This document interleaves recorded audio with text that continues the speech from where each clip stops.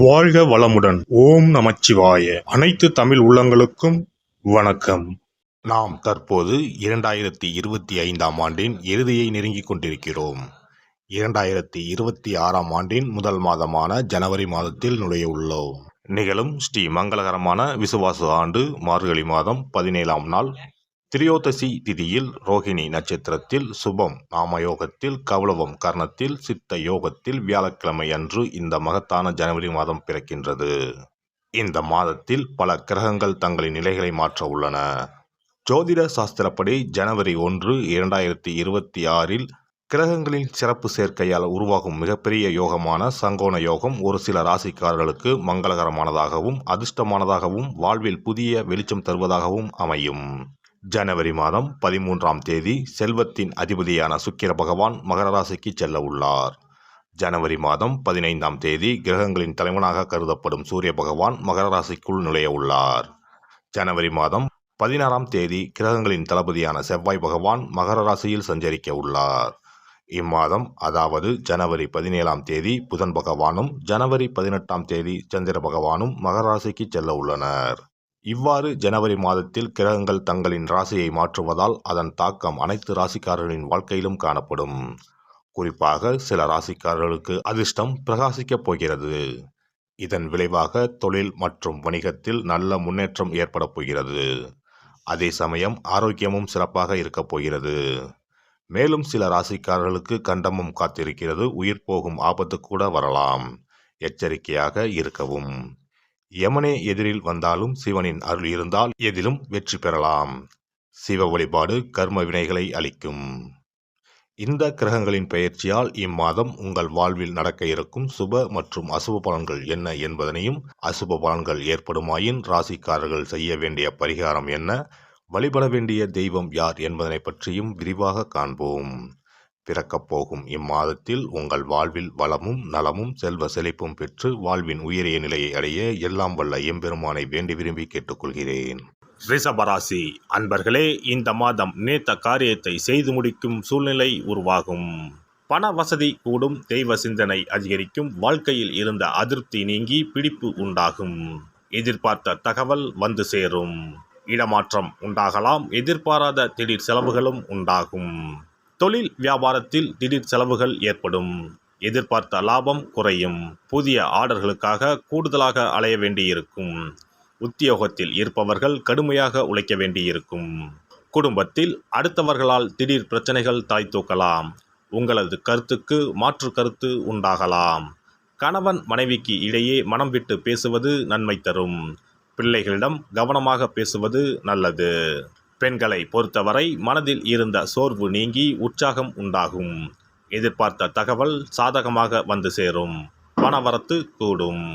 மாணவர்களுக்கு கல்வியில் முன்னேற்றம் காண்பதில் ஆர்வம் உண்டாகும்.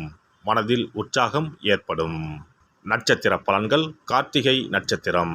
இந்த மாதம் கடந்த காலத்தில் உங்களை விட்டு சென்றவர்கள் விரும்பி வந்து சேர்வார்கள். உறவு பலப்படும். தொலைபேசி தொடர்பு மூலமாக சிலர் புதிய தொழில் ஒப்பந்தங்களை ஏற்படுத்தி லாபம் தேடும் முயற்சியில் ஈடுபடலாம். குடும்பத்தில் மகிழ்ச்சிக்கு குறைவு இருக்காது. சுப நிகழ்ச்சிகள் இடம்பெறும். ரோகிணி நட்சத்திரம். இந்த மாதம் சில அத்தியாவசிய தேவைகளுக்கு செலவு செய்ய பண பற்றாக்குறையை சந்திக்க நேரலாம். ஒரு பிரச்சனை முடிந்ததும் இன்னொரு பிரச்சனை உருவாகலாம். ஆனாலும் மகிழ்ச்சியாக இருப்பீர்கள். உங்கள் பிரச்சனைகள் எவ்வளவு இருந்தாலும் தோல்வியும் தோய்வும் இல்லாமல் சமாளித்து ஜெயிக்கலாம். மிருகசிரிசம் நட்சத்திரம். இந்த மாதம் எடுத்த காரியங்களில் உடனே வெற்றி ஏற்படும். சில காரியங்களில் தாமதமாக வெற்றி ஏற்படும். உங்கள் விடாமுயற்சிதான் உங்களுக்கு வெற்றியை தேடித்தரும். பழகும் நண்பர்களை எடை போட முடியாது. வெளுத்தது எல்லாம் பால் என்று நம்பும் உங்கள் பெருந்தன்மையை கொஞ்சம் ஒதுக்கி வைக்கவும். கனகதாரா சோஸ்திரம் பாராயணம் செய்து வர பண தட்டுப்பாடு நீங்கும். குடும்பத்தில் மகிழ்ச்சியான நிலை உண்டாகும். சிறப்பு தொகுப்பு. கண் திருஷ்டிகள் அகன்று தடைப்பட்டு கொண்டிருக்கும் காரியங்கள் நிறைவேற செய்ய வேண்டிய பரிகாரம் என்ன என்பதனை பற்றி காண்போம். வாழ்க்கையில் நல்ல நிலையில் இருந்தவர்கள் கூட திடீரென்று பொருளாதாரம் இழந்து மன கஷ்டங்களுடன் வாழும் நிலை ஏற்படும். இந்த நிலை எதனால் ஏற்பட்டது என்று ஆராய்ந்து பார்த்தால் பெரும்பாலும் அவர்களின் மீதான கண் திருஷ்டிதான் காரணமாக இருக்கும். கல்லடி பட்டாலும் கண்ணடி படக்கூடாது என்று சொல்வார்கள் அல்லவா, அது உண்மைதான். இது போன்ற பிறரின் பொறாமை கொண்ட கண் திருஷ்டியினால் பலரின் வாழ்க்கை சிரமத்திற்கு ஆளாக நேரிடும். இது போன்ற கண் திருஷ்டிகளிலிருந்து எப்படி தப்பிப்பது? இருக்கவே இருக்கிறது எளிதாக கிடைக்கும் ஊமத்தஞ்செடி. தெய்வ சக்தி நிறைந்த செடியாக கருதப்படும் ஊமத்தஞ்செடியின் காய், பூ, இலைகள் என அனைத்தும் தீய சக்திகள் விரட்ட பரிகாரத்துக்கு பயன்படுகிறது. பொதுவாக ஊமத்தம் காய்க்கு கெடுதலை அகற்றக்கூடிய சக்தி உண்டு. நம் வீட்டில் உள்ள எதிர்மறை சக்தியை அகற்றுவதற்கு ஊமத்தங்காய் தீபம் சிறந்த பரிகாரமாகிறது. தெய்வீக மகத்துவம் நிறைந்த ஊமத்தங்காய் மற்றும் பூவையும் எடுத்துக்கொள்ளுங்கள். வீட்டுக்கு அருகில் இல்லை என்றால் நாட்டு மருந்து கடைகளில் கிடைக்கும். இந்த 2 பொருட்களையும் மஞ்சள் தண்ணீரை கொண்டு நன்றாக கழுவி விடுங்கள். சிறிது நேரம் அவற்றிலுள்ள ஈரம் போக ஆறவிட்டு பிறகு அவற்றை ஒரு மஞ்சள் துணியில் குலதெய்வத்தை வேண்டி ₹1 நாணயத்தோடு சேர்த்து முடிந்து வீட்டின் நிலைப்படியில் கட்டி தொங்க விடுங்கள். இந்த முடிச்சை வெள்ளிக்கிழமை அல்லது ஞாயிற்றுக்கிழமைகளில் தயார் செய்து வாசல் படியில் கட்டுவது சிறப்பு. தினமும் வீட்டில் தீபம் ஏற்றி காண்பிக்கும் போது இந்த முடிச்சுக்கும் காண்பிக்கவும். இதேபோல் ஊமத்தம் இலைகள் கிடைத்தால் அந்த இலைகளை சுத்தமான மஞ்சள் தண்ணீரில் கழுவிவிட்டு அவற்றை கொண்டு வீட்டில் இருக்கும் விநாயகருக்கு திங்கள் கிழமைகளில் தொடர்ந்து அர்ச்சனை செய்து வர வேண்டும். ஊமத்தம் பூவையும் விநாயகருக்கு சூட்டலாம். 3 வாரங்கள் தொடர்ந்து திங்கள் கிழமைகளில் விநாயகருக்கு ஊமத்தை இலையால் அர்ச்சனை செய்து ஊமத்தம் பூவை சூட்டி வழிபட்டால் வீட்டில் உள்ள கெட்ட சக்தி நடமாட்டம் மற்றும் கண் திருஷ்டிகள் தீரும். ஊமத்தம் செடியும் சிவபெருமானுக்கு உகந்த இலை ஆகும். இந்த ஊமத்தங்காய் வைத்து சிவபெருமானுக்கு தீபம் ஏற்றி வழிபடுவதன் மூலம் நமது பிரச்சனைகளில் இருந்து எளிதாக விடுபட முடியும். முதலில் 2 ஊமத்தங்காய்களை எடுத்துக்கொள்ள வேண்டும். அவற்றின் மீது முட்கள் இருப்பதால் மிகவும் கவனமாக கையாள வேண்டும். ஊமத்தங்காயின் காம்பு பகுதிகளை வெட்டி கொண்டு கத்தியை பயன்படுத்தி ஊமத்தங்காயின் உள்ளே இருக்கும் விதை பகுதியை முழுவதுமாக நீக்கிவிட வேண்டும். பின்னர் 2 அகல் விளக்குகள் மற்றும் விளக்கு வைப்பதற்கான 2 தட்டுகளை எடுத்து சுத்தம் செய்து அவற்றிற்கு மஞ்சள் குங்குமம் போட்டு வைத்துக் கொள்ள வேண்டும். பின்னர் 2 தட்டின் மீதும் ஒவ்வொரு அகல் விளக்கை வைத்துக் கொள்ள வேண்டும்.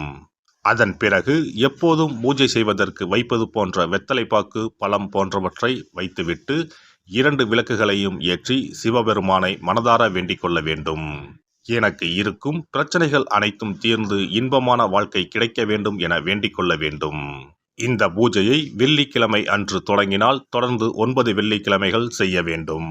ஊமத்தங்காயின் மீது எவ்வாறு முட்கள் இருக்கிறதோ அதுபோல நமது வாழ்க்கையில் இருக்கும் முட்கள் போன்ற பிரச்சனைகளை அவை தீர்த்து வைக்கின்றன.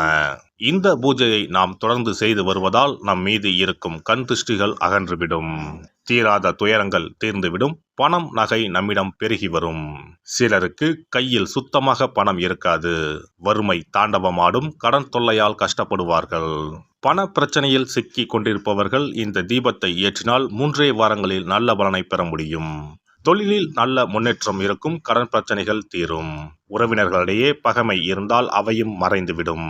நோய்வாய் உள்ளவர்கள் இந்த தீபத்தை ஏற்றுவதன் மூலம் நல்ல பலனை பெற முடியும். பொதுவாகவே எந்த பரிகாரம் என்றாலும் அதை முழு நம்பிக்கையுடன் செய்தால் மட்டுமே முழு பலன் கிடைக்கும் என்பதை நினைவில் கொள்ளுங்கள். எல்லாம் வல்ல இறையருளால் நீங்களும் உங்கள் அன்பு குடும்பமும் உடல் நலம், நீலாயுள், நிறை செல்வம், உயர் புகழ், மெய்ஞானம் ஓங்கி வாழ்க வளமுடன்.